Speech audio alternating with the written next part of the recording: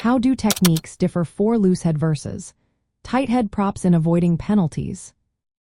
When it comes to rugby scrums, loosehead and tighthead props have different roles that influence how they avoid penalties. Let's break down these techniques. Starting with the loosehead prop, their positioning is key. They place their head on the outside of the opposing tighthead prop. This allows them to get their head underneath the tightheads and onto their chest. This tactic can disrupt the tighthead's stability. Looseheads often delay their binding. This helps them avoid being pulled down early, which could lead to penalties for collapsing or early engagement. They also vary the height of their engagement. By doing this, they keep the opponent guessing, which helps them avoid predictable actions that referees might penalize. A loosehead prop must keep their elbow high. This is crucial to resist the tighthead's attempts to turn their left shoulder down.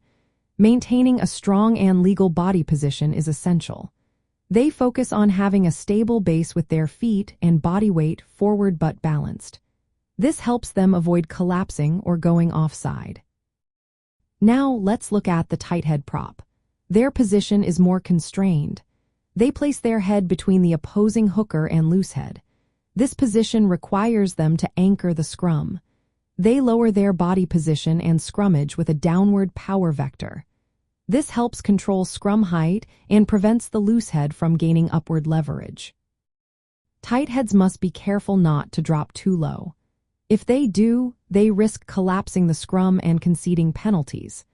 They focus on severing the connection between the opposing loosehead and hooker. By applying pressure on a small area, typically the point of their shoulder, they can maximize force and destabilize the opposition legally. Precise binding is also important for tightheads. They keep their chin close to their right shoulder to maintain body shape. This helps them avoid illegal angles or collapsing. Tightheads also manage the scrum collectively. They coordinate with the hooker and other forwards to maintain stability and avoid infringements like early pushing or crooked engagement.